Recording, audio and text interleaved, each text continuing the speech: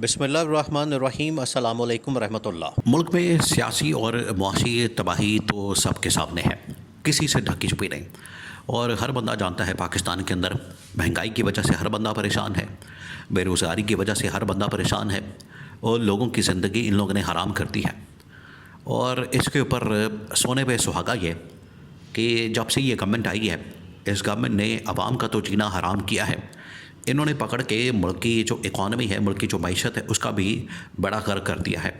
और तमाम के तमाम इदारे, तमाम के तमाम रियासती इदारे, तमाम के तमाम वजारतें, तमाम की तमाम चीज़ें और जितने इनके पास एसेट मौजूद है, इन्होंने पकड़ के तो आलमी इदारे IMF के हवाले गिरवी रखवा दिया है और उनके सपुर्द कर दिया है।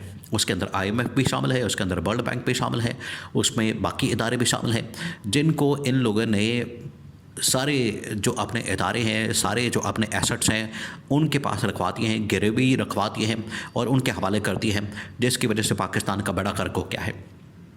अब हालत ये हो गई है कि आज IMF के पास इनको बिजली की कीमत कम करवाने के लिए भी जाना पड़ता है। आप इसे अंदाज़ा करें कि मुल्क एक खुद मुख्तार मुल्क है, एक इंडिपेंडेंट मुल्क है, पाकिस्तान एक आज़ाद मुल्क है, लेकिन इन लोगों ने क्या हालत कर दी है। यही वो बात थी जो कि इमरान खान इनको वार्निंग देता था, ख़बरदार करता था, इमरान खान इनको आगाह करता था कि आज आप जो इक़दामात ले रहे हैं, आज जो आपकी जानब से इक़दामात किए जा रहे हैं, ये कल आपके गले पड़ जाएंगे, आपकी आज़ादी और ख़ुद मुख्तारी के ऊपर सवालिया निशान खड़ा हो जाएगा। फिर आप तरले किया करेंगे, आप मिन्नतें किया करेंगे, आप आलमी इदारों के सामने हाथ जोड़ा करेंगे, आप उनके सामने झुक जाएंगे, आप उनके सामने फिर सरेंडर कर देंगे, आप फिर उनके सामने दो टोक अंदाज में बात नहीं कर सकेंगे। ये इमरान खान ने इनको बता दिया था और आज देखें वही सिचुएशन बन गई। दो चीज़ें हुई हैं, दो तीन चीज़ें हुई हैं। एक तो ये कि IMF ने जब पाकिस्तान का पिछले दिनों दौरा किया और 2-3 डेलीगेशन पाकिस्तान के अंदर मौजूद थे, 2-3, यानी एक वर्किंग लेवल का डेलीगेशन होता है, एक फिर उसके बाद एग्जेक्टिव लेवल का, एक टॉप लेवल का डेलीगेशन होता है। और तीनों ने पाकिस्तान आके पाकिस्तान की परफॉर्मेंस, पाकिस्तान की सूरत हाल का जायज़ा लिया।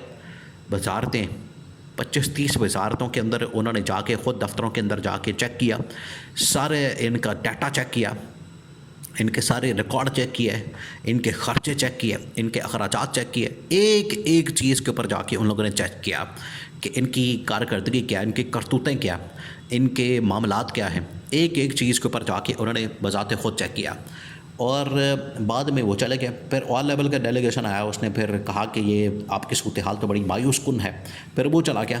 फिर टॉप लेवल का जो डेलीगेशन आया, उसने तो पाकिस्तान के ऊपर अदम एतमाद करते हुए कहा कि यही सूरत हाल रहती है तो फिर आप खर्चे की तो बिल्कुल डिमांड ना करें, बल्कि कर्जे की उम्मीद ना रखें और अगली किस्त की तो बिल्कुल आप भूल जाएँ।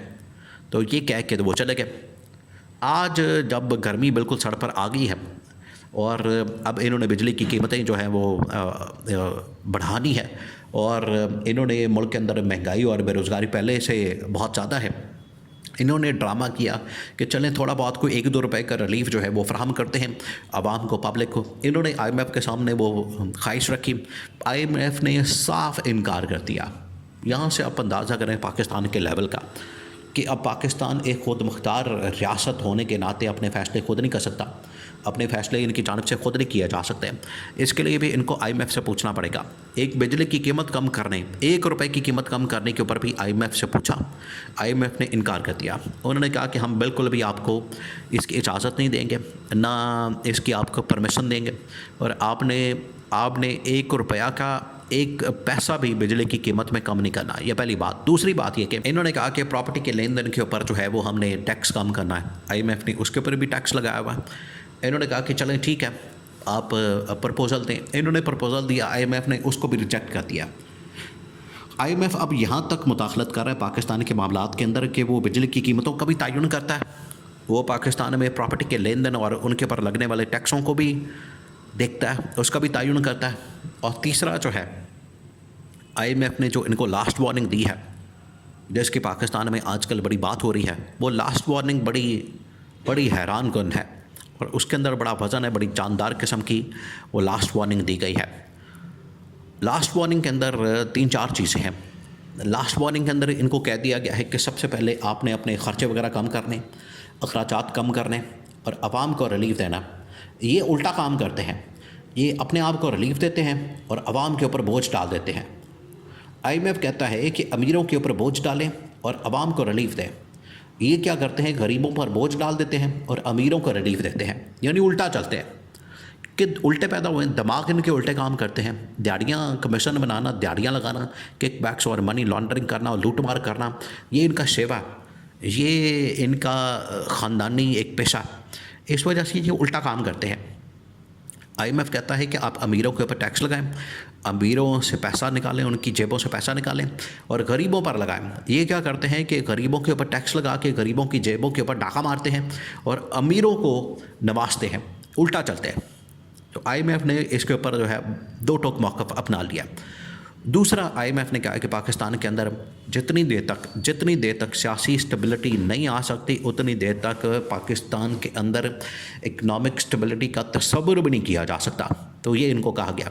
अब सियासी स्टेबिलिटी के लिए आपको पता है कि वो अटियाला जेल से रास्ता होके आता है। सियासी स्टेबिलिटी के लिए और मुल्क में इस्तेहकाम के लिए उसका जो रास्ता है वो अटियाला से होके आता है, ये इनको कहा गया। और ये इस वक्त ख़बर जो है वो तमाम के तमाम मीडिया चैनल्स ने उसको कवर कर दिया।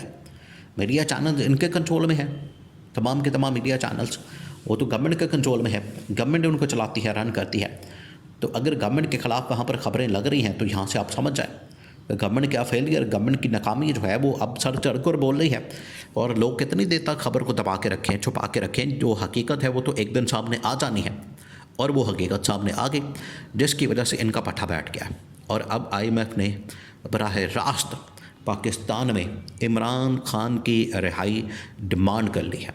और उन्होंने कहा कि जितनी देर तक इमरान खान को रिहा नहीं किया जाता, उसको छोड़ा नहीं जाता, उसको आप रिहा नहीं करते, उतनी देर तक पाकिस्तान के अंदर ना स्टेबिलिटी आ सकती है, ना पॉलिटिकल, ना इकोनॉमिक, ना सिक्योरिटी बेहतर हो सकती है, ना आलमी सतह के ऊपर हालात बेहतर हो सकते हैं, मामलात बेहतर हो सकते हैं, और ना पाकिस्तान आइसोलेशन से निकल सकता है। ये इनको बता दिया गया। अब ये इनके ऊपर डिपेंड करता है। इनके ऊपर क्या डिपेंड करता है, उन्होंने तो इस्टेब्लिशमेंट को बता दिया। इस्टेब्लिशमेंट ने कहा कि ठीक है, आप हमें हफ्ता 10 दिन दें, क्योंकि अप्रैल का महीना, अप्रैल के बाद मई जून के अंदर जो है बजट तैयार होता है। तो बजट से पहले इन्होंने चीज़ों को IMF के सामने दोबारा रिपोर्ट तैयार करनी है। अगर ये रिपोर्ट तैयार करके नहीं देते तो कर्जा तो बढ़ गया, और कर्जा प्रोग्राम अगर बढ़ गया तो समझें कि फिर बजट भी नहीं आ सकता। और अगर बजट नहीं आता, बजट पास नहीं होता, तो इसका मतलब है कि गवर्नमेंट फारिग।